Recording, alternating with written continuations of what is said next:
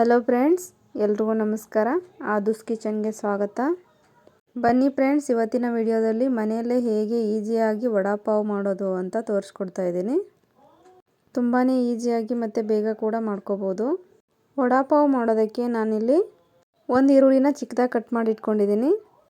ಕೊತ್ತಂಬರಿ, ಕರಿಬೇವು, ಹಸಿಮೆಣಸಿನ್ಕಾಯಿ ಮತ್ತು ಶುಂಠಿನ ಪೇಸ್ಟ್ ಮಾಡಿ ಇಟ್ಕೊಂಡಿದ್ದೀನಿ. ಹಾಗೂ ಸ್ವಲ್ಪ ರುಚಿಗೆ ತಕ್ಕಷ್ಟು ಉಪ್ಪು ತೊಗೊಂಡಿದ್ದೀನಿ. ಹಾಗೆ ನಾನಿಲ್ಲಿ ಆಲೂಗಡ್ಡೆನ ಬೇಯಿಸಿ ಸ್ಮ್ಯಾಶ್ ಮಾಡಿ ಇಟ್ಕೊಂಡಿದ್ದೀನಿ. ಒಂದು ಬೌಲಷ್ಟು ಕಡಲೆ ಹಿಟ್ಟು ತೊಗೊಂಡಿದ್ದೀನಿ. ಹಾಗೆ ಒಂದು ಪ್ಯಾಕೆಟು ಬನ್ ತೊಗೊಂಡಿದ್ದೀನಿ. ಇದು ಅಂಗಡಿನಲ್ಲಿ ಸಿಗುತ್ತೆ, ಇಲ್ಲಾಂದರೆ ನೀವು ಬೇಕ್ರಿಯಲ್ಲಿ ಕೂಡ ತರಿಸ್ಕೊಂಡು ತೊಗೋಬೋದು. ಚೆನ್ನಾಗಿರೋದೇ ತೊಗೊಳ್ಳಿ. ಇದರಲ್ಲಿ ಚಿಕ್ಕ ಸೈಜು ಸಿಗುತ್ತೆ, ದೊಡ್ಡ ಸೈಜು ಸಿಗುತ್ತೆ. ನಾನಿಲ್ಲಿ ದೊಡ್ಡ ಸೈಜಲ್ಲಿ ಇರೋದೇ ತರಿಸ್ಕೊಂಡಿದ್ದೀನಿ. ಮೊದಲಿಗೆ ಪುದೀನ ಚಟ್ನಿ ಮಾಡ್ಕೊಳ್ಳೋಣ. ಒಂದು ಮಿಕ್ಸಿ ಜಾರಿಗೆ ಮೊದಲಿಗೆ ಒಂದು ಹಿಡಿಯಷ್ಟು ಪುದೀನನ ಹಾಕ್ಕೊತಾ ಇದ್ದೀನಿ. ಹಾಗೆ ಒಂದು ಹಿಡಿಯಷ್ಟು ಕೊತ್ತಂಬರಿ ಸೊಪ್ಪು, 2 ಹಸಿರು ಮೆಣಸಿನ್ಕಾಯಿ, 1-2 ಬೆಳ್ಳುಳ್ಳಿನ ಹಾಕ್ಕೊಂಡಿದ್ದೀನಿ. 1 ಇಂಚ್ ಆಗುವಷ್ಟು ಹಸಿ ಶುಂಠಿ, ಹಾಗೆ ಸ್ವಲ್ಪ ರುಚಿಗೆ ಉಪ್ಪು ಎಲ್ಲವನ್ನು ಹಾಕಿ ಇದನ್ನ ನೀಟಾಗಿ ರುಬ್ಕೊಳ್ಳಿ. ಇವಾಗ ಪುದೀನ ಚಟ್ನಿ ರೆಡಿ ಆಯಿತು. ತುಂಬ ತರಿಯಾಗಿ ಏನ್ಬೇಡ, ನೈಸಾಗಿ ಈ ಥರ ರುಬ್ಕೊಳ್ಳಿ. ನೆಕ್ಸ್ಟು ನಾನಿಲ್ಲಿ ಒಂದು ಬಾಣಲಿನ ಇಟ್ಕೊಂಡು ಅದಕ್ಕೆ 1-2 ಟೇಬಲ್ ಸ್ಪೂನ್ ಆಗೋಷ್ಟು ಆಯಿಲ್ ಹಾಕ್ಕೊತಾ ಇದ್ದೀನಿ. ಅದಕ್ಕೆ ಒಂದು 1/4 ಟೀ ಸ್ಪೂನ್ ಜೀರಿಗೆ, 1/4 ಟೀ ಸ್ಪೂನ್ ಸಾಸಿವೆನ ಹಾಕ್ಕೊಳ್ಳಿ. ಸಾಸಿವೆ ಚಟಪಟ ಆದಮೇಲೆ ಸ್ವಲ್ಪ ಕರಿಬೇವು ಸೊಪ್ಪನ್ನ ಕಟ್ ಮಾಡಿ ಹಾಕ್ಕೊತಾ ಇದ್ದೀನಿ. ಹಾಗೆ ಒಂದು ಚಿಕ್ಕದಾಗಿ ಕಟ್ ಮಾಡಿ ಇಟ್ಕೊಂಡಿರೋ ಈರುಳ್ಳಿನೂ ಕೂಡ ಹಾಕ್ಕೊಳ್ತಾ ಇದ್ದೀನಿ. ಮೀಡಿಯಮ್ ಉರಿನಲ್ಲೇ ಇಟ್ಕೊಂಡು 1-2 ನಿಮಿಷ ಇದನ್ನ ಫ್ರೈ ಮಾಡ್ಕೊಳ್ಳಿ. ಹಾಗೆ ಸ್ವಲ್ಪ ಸಾಲ್ಟ್ ಹಾಕ್ಕೊಂಡು ಫ್ರೈ ಮಾಡ್ಕೊಳ್ಳಿ, ಬೇಗ ಫ್ರೈ ಆಗುತ್ತೆ. ಈರುಳ್ಳಿ ಸ್ವಲ್ಪ ಹೊತ್ತು ಫ್ರೈ ಆದಮೇಲೆ ಹಸಿಮೆಣಸಿನ್ಕಾಯಿ ಪೇಸ್ಟ್ ಹಾಕ್ಕೊತಾ ಇದ್ದೀನಿ. ಹಾಗೆ ಶುಂಠಿ ಕೂಡ ತುರಿದು ಇಟ್ಕೊಂಡಿದ್ದೆ, ಅದನ್ನು ಕೂಡ ಹಾಕ್ಕೊತಾ ಇದ್ದೀನಿ. ಹಾಕ್ಕೊಂಬಿಟ್ಟು ನೀಟಾಗಿ ಫ್ರೈ ಮಾಡ್ಕೊಳ್ಳಿ.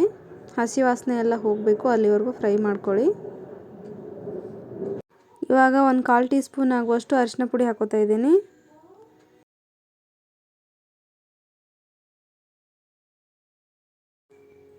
ಮೇಲೆ ಸ್ವಲ್ಪ ಕೊತ್ತಂಬರಿ ಸೊಪ್ಪು ಕೂಡ ಹಾಕ್ಕೊಳ್ಳಿ.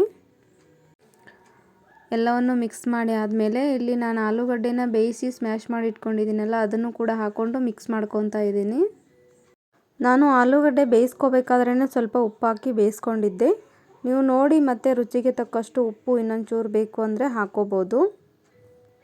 ನಾನು ಕೂಡ ಸ್ವಲ್ಪ ಉಪ್ಪು ಕಮ್ಮಿ ಅಂತ ಅನ್ನಿಸ್ತು, ಹಾಗೆ ಇಲ್ಲಿ ಇನ್ನೊಂದು ಸ್ವಲ್ಪ ಉಪ್ಪನ್ನ ಹಾಕ್ಕೊಂಡು ಮಿಕ್ಸ್ ಮಾಡ್ಕೊತಾ ಇದ್ದೀನಿ. ನೋಡಿ, ಪಲ್ಯ ಅಂತೂ ರೆಡಿ ಆಯಿತು. ಮೇಲೆ ಒಂದು ಸ್ವಲ್ಪ ಕೊತ್ತಂಬರಿ ಸೊಪ್ಪನ್ನ ಕಟ್ ಮಾಡಿ ಈ ಥರ ಉದುರಿಸ್ಕೊಂಡು ಮಿಕ್ಸ್ ಮಾಡ್ಕೊಳ್ಳಿ, ತುಂಬಾ ಚೆನ್ನಾಗಿರುತ್ತೆ. ಇವಾಗ ಇದನ್ನು ಸೈಡಿಗೆ ಎತ್ತಿಡ್ತಾ ಇದ್ದೀನಿ ತಣ್ಣಗಾಗೋದಕ್ಕೆ. ಹಾಗೆ ಒಂದು ಬೌಲಿಗೆ 1 ಕಪ್ ಆಗೋಷ್ಟು ಕಡಲೆ ಹಿಟ್ಟನ್ನ ಹಾಕ್ಕೊಂಡಿದ್ದೀನಿ. 1 ಟೀ ಸ್ಪೂನ್ ಆಗೋಷ್ಟು ಚಿಲ್ಲಿ ಪೌಡರು, ಸ್ವಲ್ಪ ಉಪ್ಪು ಮತ್ತು ಅಜ್ವೈನ್ ಹಾಕ್ಕೊತಾ ಇದ್ದೀನಿ. ಅಜ್ವೈನ ಈ ಥರ ಕೈಯಲ್ಲಿ ತಿಕ್ಬಿಟ್ಟು ಹಾಕ್ಕೊಳ್ಳಿ, ಫ್ಲೇವರ್ ಚೆನ್ನಾಗಿರುತ್ತೆ. ಸ್ವಲ್ಪ ಅಡುಗೆ ಸೋಡಾನ ಹಾಕ್ಕೊಂಡಿದ್ದೀನಿ. ಎಲ್ಲವನ್ನು ಹಾಕ್ಕೊಂಬಿಟ್ಟು ಸ್ವಲ್ಪ ಡ್ರೈ ಮಿಕ್ಸ್ನ ಮಾಡ್ಕೊಳ್ಳಿ. ಆಮೇಲೆ ಸ್ವಲ್ಪ ನೀರನ್ನ ಹಾಕ್ಕೊಂಡು ಇದನ್ನ ಒಂದು ಬ್ಯಾಟರ್ ಥರ ರೆಡಿ ಮಾಡ್ಕೋಬೇಕು. ನೀರು ಒಂದೇ ಸಲ ಹಾಕ್ಕೊಳ್ಳೋದಕ್ಕೆ ಹೋಗಬೇಡಿ, ಸ್ವಲ್ಪನೇ ನೀರು ಹಾಕ್ಕೊಂಡು ಮಿಕ್ಸ್ ಮಾಡ್ಕೊಳ್ಳಿ. ತುಂಬ ತೆಳ್ಳಗೂ ಇರಬಾರ್ದು, ತುಂಬ ಗಟ್ಟಿನೂ ಇರಬಾರ್ದು, ಈ ಥರ ಇದ್ದರೆ ಸಾಕು. ಇವಾಗ ಇಲ್ಲಿ ಪಲ್ಯ ಕೂಡ ತಣ್ಣಗಾಗಿದೆ. ಇದನ್ನು ಚಿಕ್ಕ ಚಿಕ್ಕ ಉಂಡೆನಾಗಿ ಮಾಡ್ಕೊತಾ ಇದ್ದೀನಿ. ನಿಮ್ಗೆ ಯಾವ ಶೇಪ್ ಬೇಕೋ ಆ ಶೇಪಲ್ಲಿ ನೀವು ಮಾಡ್ಕೋಬೋದು. ನಿಮ್ಗೆ ರೌಂಡಾಗಿ ಬೇಕಂದ್ರೆ ರೌಂಡಾಗಿ ಮಾಡ್ಕೊಳ್ಳಿ, ಇಲ್ಲ ಸ್ವಲ್ಪ ತಟ್ಟಿಬಿಟ್ಟು ಈ ಥರ ವಡೆ ಥರ ಮಾಡ್ಕೊಳ್ಳೋದಾದರೆ ಮಾಡ್ಕೋಬೋದು. ನಾನಿಲ್ಲಿ ಸ್ವಲ್ಪ ವಡೆ ಥರನೇ ಮಾಡ್ಕೊಂಡಿದ್ದೀನಿ.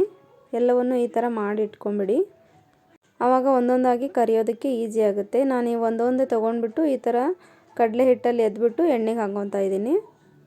ಎಣ್ಣೆನೂ ಏನು ತುಂಬ ಬಿಸಿ ಆಗಿರಬಾರ್ದು, ಮೀಡಿಯಮ್ ಆಗಿ ಕಾಯ್ದಿದ್ರೆ ಸಾಕು. ನಿಧಾನಕ್ಕೆ ಹಾಕ್ಕೊಳ್ಳಿ, ಒಂದೊಂದಾಗಿ ಎಣ್ಣೆಗೆ ಹಾಕ್ಕೊಂಬಿಟ್ಟು ಫ್ರೈ ಮಾಡ್ಕೋಬೇಕು. 1-2 ನಿಮಿಷ ಹಾಗೆ ಬಿಟ್ಟು ಆಮೇಲೆ ಇದನ್ನ ತಿರುಗಿಸ್ಕೊಳ್ಳಿ. 2 ಸೈಡು ಚೆನ್ನಾಗಿ ಫ್ರೈ ಮಾಡ್ಕೊಳ್ಳಿ. ಫ್ರೆಂಡ್ಸ್, ನೀವು ಹೊರಗಡೆ ಹೋಟ್ಲಲ್ಲಿ ತಿನ್ನೋ ಬದಲು ಮನೆಯಲ್ಲೇ ಈ ಥರ ಮಾಡ್ಕೊಂಡು ತಿನ್ನಿ, ತುಂಬಾ ಚೆನ್ನಾಗಿರುತ್ತೆ. ಮತ್ತು ಮಾಡೋದು ಕೂಡ ತುಂಬಾ ಸುಲಭ, ಎಲ್ರಿಗೂ ಕೂಡ ಇಷ್ಟ ಆಗುತ್ತೆ, ಮಕ್ಕಳಿಗೂ ಕೂಡ ತುಂಬ ಇಷ್ಟ ಆಗುತ್ತೆ. ವಡೆ ಮಾಡಾಯಿತು. ಇವಾಗ ಇದನ್ನ ಹೇಗೆ ರೆಡಿ ಮಾಡೋದು ಅಂತ ನೋಡೋಣ. ಇಲ್ಲಿ ಪಾವ್ ಬನ್ನ ತೊಗೊಳ್ಳಿ. 1 ಪೀಸ್ನ ತೊಗೊಂಬಿಟ್ಟು ಅದನ್ನ ಚಾಕುನಲ್ಲಿ ಮಧ್ಯಕ್ಕೆ ಈ ಥರ ಕಟ್ ಮಾಡ್ಕೊಳ್ಳಿ. ನಾವು ಆವಾಗಲೇ ಪುದೀನ ಚಟ್ನಿ ಮಾಡಿ ಇಟ್ಕೊಂಡಿದ್ವಲ್ಲ, ಅದನ್ನ ಇದು ಒಂದು ಲೇಯರ್ ಆಗಿ ಇದರಲ್ಲಿ ಹಾಕಿಬಿಟ್ಟು ಈ ಥರ ಸ್ಪ್ರೆಡ್ ಮಾಡ್ಕೊಳ್ಳಿ. ಮೇಲೆ ಒಂದು ವಡೆ ಇಟ್ಟು ಈ ಥರ ಪ್ರೆಸ್ ಮಾಡ್ಕೊಳ್ಳಿ.